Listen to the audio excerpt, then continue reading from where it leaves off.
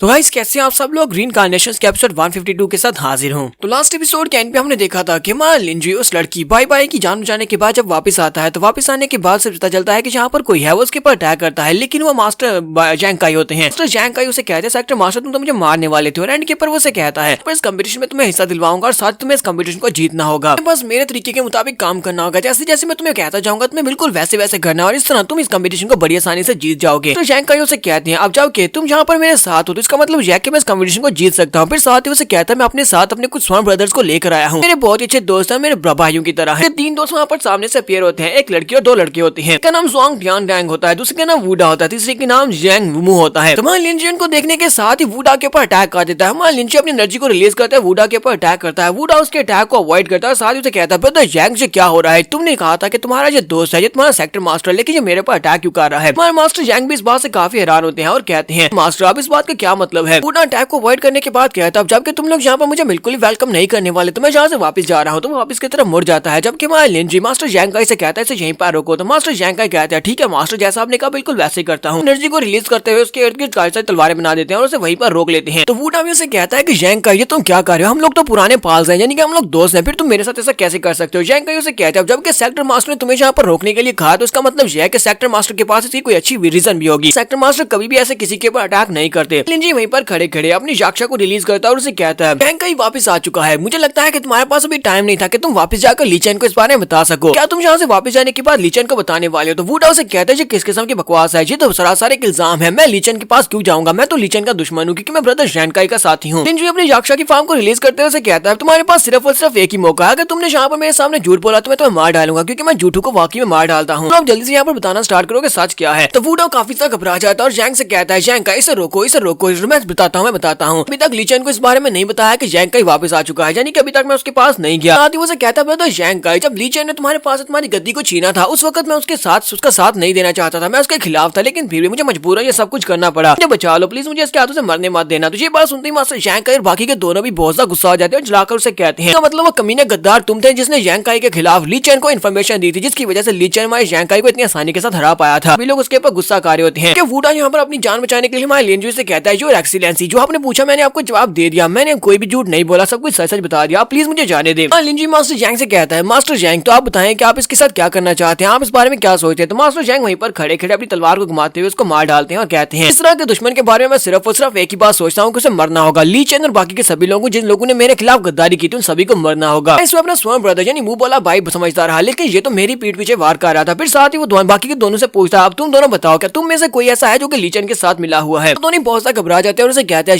जैंकाई please रुक जाओ, हम लोग में से कोई भी इसके साथ नहीं मिला, हम लोग में से कोई भी ली चेन के साथ नहीं मिला हुआ। लिंजी से कहता है जैंकाई बस शांत हो जाओ, इनमें से कोई भी इसके साथ मिला हुआ नहीं, अगर मिला होता तो मैं तुम्हें बता देता, दोनों को छोड़ दो। इसमें तीसरे दिन का दिखाया जाता है। तीसरे दिन हमारा लिंजी के पास जैंकाई आते हैं और उसे कहते हैं जैसा कि तुमने मुझे इन्फॉर्मेशन हासिल करने के लिए कहा था, मैंने मसले को इन्वेस्टिगेट किया है, भाई की किडनैपिंग के रिलेटेड यू जाओ को कोई भी इन्फॉर्मेशन नहीं मिली, उसे नहीं पता था कि ये सब कुछ किसने किया, इसी वजह से उसने भाई को ये नहीं बताया कि टोंग एम्परर सेक्टर के लोगों ने उसके लिए टोंग एम्परर सेक्टर का जो यंग मास्टर है वो उसको हासिल करना चाहता था, इसी वजह से किडनैपर्स को वहां पर भेजा गया था। यू जाओ और भाई दोनों को इस बारे में नहीं पता। तुम्हारा लिंजी से कहता है इस बात का मतलब ये भी है कि जाओ वुशवांग इसको इस बात से कोई भी फर्क नहीं पड़ता कि उसकी यहाँ पर टेरिटरी में क्या कुछ हो रहा है। यहाँ पर टोंग एम्परर सेक्टर का यंग मास्टर एक लड़की को अगवा करने की कोशिश कर रहा था, लेकिन वो सब कुछ जानते हुए भी कुछ भी यहाँ पर नहीं कर रहा। मास्टर जैंकाई उसे कहते हैं हाँ ये बात तो वाकई में सच है और आप वहाँ पर बाई के लिए गार्ड की तरह थे, आपने बाई की जान बचा ली। लोगों को यहाँ पर कोई भी सबूत नहीं मिल रहा है कि ये सब कुछ किसने किया, इसी वजह से वो गिव अप करने वाला है, वो अपनी बीवी के किडनैपर्स को नहीं ढूंढ सकता और ना ही उसे पकड़ सकता है। साथ ही उसे कहते हैं इस वक्त डिवाइन सेंस एम्परर सेक्टर की एक लड़की जिसका नाम हुआ जीजू है वो बाहर आपका इंतजार कर रही है, क्या आप उससे मिलना चाहते हैं। साथ ही सेवंथ प्रिंसेस वहाँ पर पहुंच जाती है। सेवंथ प्रिंसेस कहती है लगता है कि हमारे एनवी से यानी नेशनल मास्टर से बहुत सारी लड़कियां मिलना चाहती हैं, लगता है कि वो भी इससे मिलने के लिए आई है। लिंजी मास्टर जैंकाई से कहता है हाँ ठीक है जैंकाई जीजू को अंदर ले आओ, उसे यहाँ पर लेकर आओ ताकि उससे बात की जा सके। मास्टर जैंकाई जीजू को अंदर ले आता है। जीजू अंदर आती है और कहती है मैं डिवाइन एम्परर सेक्टर से यहाँ पर आई हूँ, मेरा नाम हुआ जीजू है, एम्परर सेक्टर के नेशनल मास्टर से मिलकर मुझे बहुत ज्यादा खुशी हुई। तुम्हारे लिंजी उसकी बात सुनने के बाद कहता है मैं चाहता हूँ कि तुम यहाँ पर डायरेक्टली बिजनेस की बात करो क्योंकि इस तरह की फॉर्मेलिटी की मुझे जरूरत नहीं है जिस तरह की तुम बातें कर रही हो।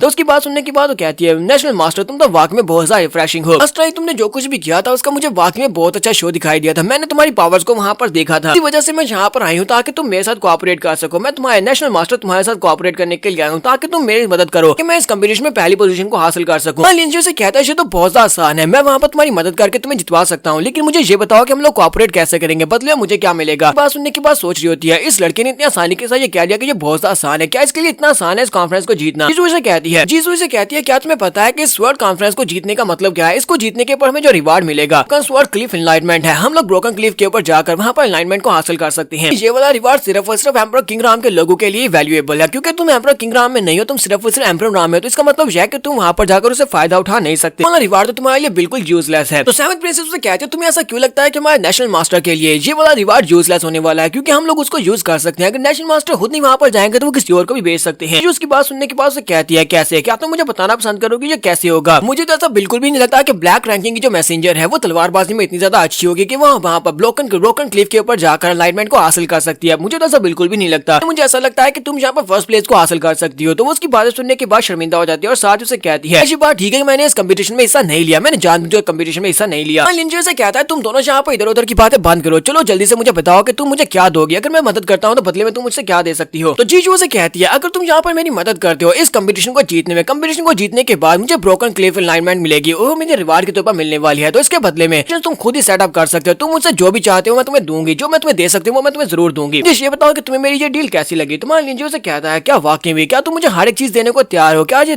चलो ठीक है, मुझे लगता है कि ये इतना भी इम्पॉसिबल नहीं है, मैं ऐसा डील कर सकता हूँ। प्रिंसेस उसकी बात सुनने के बाद कह रही होती है ये कमीना कर क्या रहा है? इसने देखा नहीं कि हुआ जीजू ने यहाँ पर मेरी इंसल्ट कर दी, इसने यहाँ पर बातों बात में मेरी बहुत ज्यादा इंसल्ट किया कि मुझे तलवारबाजी नहीं आती और ना ही मैं इस कंपटीशन को जीत सकती हूँ, फिर भी यहाँ पर इसके साथ हाथ मिलाना चाहता है। मास्टर जैंग का ही सोच रहे होते हैं। लिंजो ने तो कहा था कि यहाँ पर इस कंपटीशन को मुझे जितवाने वाले है, वो इस कंपटीशन में मुझे पहले नंबर के ऊपर लेकर आएंगे, लेकिन अब वो यहाँ पर जीजू के साथ हाथ क्यों मिला रहे हैं? लिंजो अपनी बात खत्म करने के बाद जीजू से कहता है तो मैं तुम्हारी कंडीशंस को मानने को तैयार हूँ, तुम्हारा साथ दूंगा, लेकिन बदले में मैं चाहता हूँ कि तुम मेरे साथ एक रात सो। तुम मेरे साथ एक रात सोने को तैयार हो जाती हो तो मैं तुम्हें इस कंपटीशन को जितवा दूंगा। कंपटीशन को जीतने के बाद जो रिवार्ड है वो सिर्फ और सिर्फ तुम्हारा होगा, ब्रोकन स्वॉर्ड क्लिफ वो तुम्हारी हो जाएगी। मेरी सिर्फ और सिर्फ एक ही कंडीशन है, तो मुझे बताओ कि क्या तुम इस कंडीशन के लिए राजी हो या नहीं? तो जीजू पीछे की तरफ मुड़ जाती है और उसे कहती है नहीं, मैं तुम्हारी इस कंडीशन को नहीं मानूंगी। तुम्हारा लिंजू से कहता है क्या हुआ, क्या तुम मुझे इतना ज्यादा कमजोर समझती हो कि तुम मेरे साथ सो नहीं सकती? जीजू माय लिंजू की इंसल्ट करते हुए कहती है योर मैजेस्टी, क्या आपने अपनी कल्टीवेशन के ऊपर गौर किया? आपकी कल्टीवेशन मुझसे बहुत ज्यादा लो है। क्या आपको लगता है कि मैं आप जैसे इंसान के साथ एक रात गुजारना चाहूंगी? मैं तो आपके पास खड़ा होना भी नहीं चाहूंगी। आपको लगता है कि मैं जहाँ पर आपकी तरफ देखकर बात करूं? इसी के साथ ही वो लड़की जीजू वहां चली जाती है। जीजू के चले जाने के बाद हमारी सेवंथ प्रिंसेस कहती है डिवाइन सेंस एम्परर सेक्टर के सभी लोग बहुत ज्यादा एरोगेंट हैं। इसने यहाँ पर जो भी बातें की मुझे नहीं लगता कि तुम्हें उसे दिल के ऊपर लेने की जरूरत है, क्योंकि मास्टर जैंग का उसे कहता है कि मैं अपनी पूरी कोशिश कर दूंगा, जी जान लगा दूंगा ताकि इस कंपटीशन को जीत सकूं और आपको रिवार्ड दे सकूं। इंजी मास्टर जैंग से कहता है तुम्हें कंपटीशन के बारे में परेशान होने की जरूरत नहीं है, मैंने तुम्हें जो काम दिया उस काम को पूरा करो, जाकर इन्फॉर्मेशन हासिल करो। फिलहाल के लिए तुम यहाँ से जा सकते हो, मुझे सेवंथ हाइनेस के साथ यानी सेवंथ प्रिंसेस के साथ यहाँ पर कुछ बात करनी है। तो मास्टर जैंग का उसे कहता है ठीक है मैं यहाँ चला जाता हूँ। तो मास्टर जैंग का वहाँ चले जाते हैं। उसके चले जाने के बाद हमारा लिंजुई सेवंथ प्रिंसेस के साथ यहाँ पर बात करने वाला है, जो कि हम लोग नेक्स्ट एपिसोड में देखेंगे। एपिसोड की एक्सप्लेनेशन अच्छी लगी तो कमेंट करके जरूर बताइएगा। चैनल को सब्सक्राइब कर दे, वीडियो को लाइक और शेयर कर दे। शुक्रिया।